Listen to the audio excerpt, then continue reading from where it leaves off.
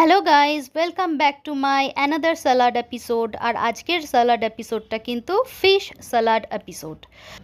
তো আমি রোজ যেভাবে স্যালাড করি আজকেও ঠিক তাই করেছি। শসা কুচি দিয়ে দিয়েছি গাজর সেদ্ধ, সামান্য আলু সেদ্ধ করে দিয়ে দিয়েছি তার মধ্যে। আর দিয়ে দিয়েছি হচ্ছে কাঁচা লঙ্কা, কাঁচা পেঁয়াজ, আর হচ্ছে সামান্য চিয়া সিড, সবজা সিড।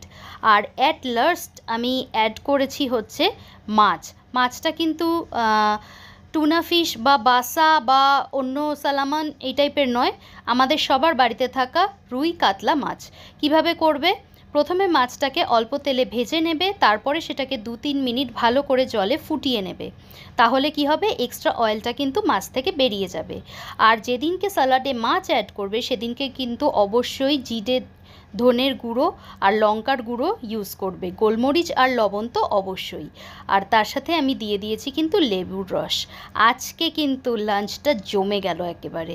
তোমরাও অবশ্যই ট্রাই করে দেখো, আশা করি তোমাদেরও ভালো লাগবে। Thank you guys, thanks for watching, keep watching us, please support us.